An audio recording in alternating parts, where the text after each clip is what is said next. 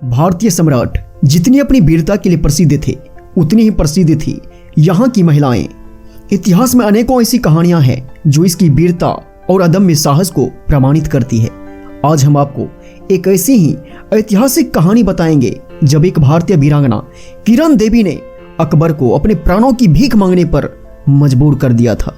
एक बार अकबर नौरोज के मेले में बुर्का पहनकर सुंदर स्त्रियों को खोज रहा था। तभी उसकी नजर मेले में घूम रही किरण देवी पर जा पड़ी। वह किरण देवी के रमणीय रूप पर मोहित हो गया। किरण देवी मेवाड़ के महाराणा प्रताप सिंह के छोटे भाई शक्ति सिंह की पुत्री थी और उसका विवाह बीकानेर के प्रसिद्ध राजपूत वंश में उत्पन्न पृथ्वीराज राठौर के साथ हुआ था। अकबर ने बाद में किरण देवी का पता लगा लिया और पता चला कि वह उनके ही सेवक की बीवी है, तो उसने पृथ्वीराज राठौर को जंग पर भेज दिया और किरण देवी को अपने दूतों के द्वारा बहाने से महल में आने का निमंत्रण दिया। जब किरण देवी अकबर के महल में पहुंची तो उनका भव्य स्वागत हुआ और अकबर ने कहा कि हम तुम्हें अपना बेगम बनाना चाहते हैं। यह कहता हुआ अकबर आगे बढ़ा तो किरण देवी पीछे हटी। अकबर आगे बढ़ता गया और किरण देवी उल्टे पांव पीछे हटती गई, लेकिन कब तक हटती बेचारी पीछे को। उसकी कमर दीवार से जा लगी। अकबर ने कहा, अब बचकर कहां जाओगे? अकबर मुस्कुराया, ऐसा मौका फिर कहां मिलेगा? तुम्हारी जगह पृथ्वीराज की झोपड़ी में नहीं बल्कि हमारे महल में है। किरण देवी मन ही मन सोची, हे भगवान, इस राक्षस से अपनी इज्जत आबरू कैसे बचाऊं? हे धरती माता, इस मल्लेज के हाथों से अपवित्र होने से पहले मुझे सीता की तरफ अपने गोद में ले लो। यह व्यथा कहते हुए उनकी आंखों से अश्रुधारा बहने लगी और निसहाय बनी धरती की ओर देखने लगी। तभी उनकी नजर कालीन पर पड़ी। उसने कालीन का किनारा पकड़कर जोर से झटका दिया। उनके ऐसा करते ही अकबर जो कालीन पर चल रहा था, पैर उलझने से वह पीछे की ओर सरपट गिर गया। उसके गिरते ही किरण देवी को संभलने का मौका मिल गया और वह उछलकर अकबर की छाती पर जा बैठी और अपनी आंगी से कटार निकालकर अकबर की गर्दन पर रखकर बोली, अब बोलो शहंशाह, तुम्हारी आखिरी इच्छा क्या है? किसी स्त्री से अपनी हवस मिटाने की या कुछ और? एकांत महल में गर्दन से सटी कटार और क्रोध में दहाड़ती किरण देवी को देखकर अकबर भयभीत हो गया और मुगल सम्राट अकबर डर से गिड़गिड़ाने लगा।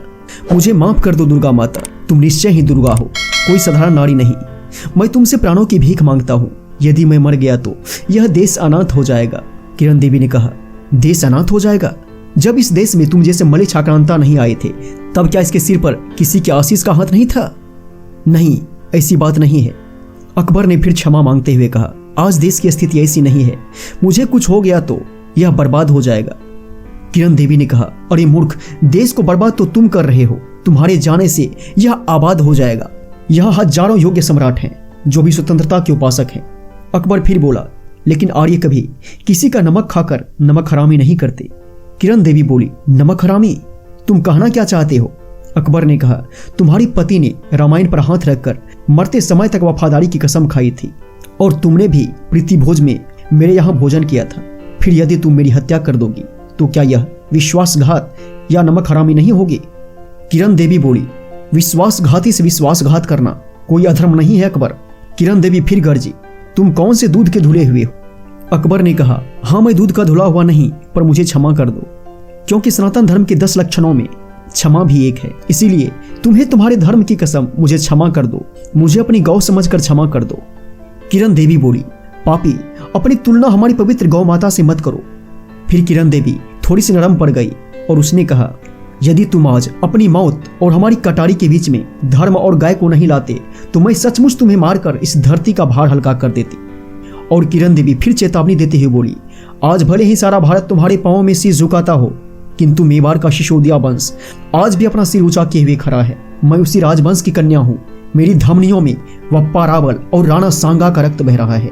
हम राजपूत रमणियां अपनी प्राणों से भी अधिक अपनी मर्यादा को मानती हैं और उसके लिए मर भी सकती है और मार भी सकती है।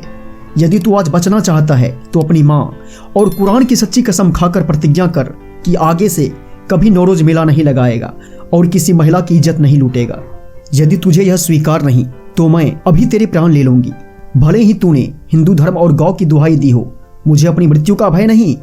अकबर को वास्तव में अनुभव हुआ कि वह मृत्यु पास में जकरा जा चुका है। जीवन और मौत का फासला मिट गया था। उसने मां की कसम खाकर किरण देवी की बात को मान लिया मुझे मेरी माँ की सौगंध, मैं आज से संसार की सब स्त्री जाति को अपनी बहन समझूंगा और किसी भी स्त्री के सामने आते ही मेरा सिर झुक जाएगा, भले ही कोई नवजात कन्या क्यों ना हो। और कुरान पाक की कसम खाकर कहता हूँ कि आज से नौरोज मेला बंद करवाने का फरमान जारी कर दूंगा। तब जाकर वीरांगना किरण देवी ने दया करके अकबर को छोड़ दिया और तुरंत अपने महल में लौट आई। इस प्रकार एक भारतीय वीरांगना ने अपने प्राणों की बाजी लगाकर न केवल अपनी इज्जत की रक्षा की, अपितु भविष्य में नारियों को अकबर की काम वासना का शिकार बनने से ही बचा लिया। और उसके बाद वास्तव में नौरोज मेला बंद हो गया। अकबर जैसे सम्राट को भी मेला बंद कर देने के लिए विवश कर देने वाली इस वीरांगना किरण देवी के लिए इस वीडियो को लाइक तो बनता है। और यदि आपको यह जानकारी अच्छी लगी हो तो इस वीडियो को अपने चाहने वालों के साथ शेयर करें। साथ ही और भी इस तरह के वीडियो देखने के लिए इस चैनल को सब्सक्राइब करें। नमस्कार, प्रणाम, जय श्री कृष्णा, जय श्री राम।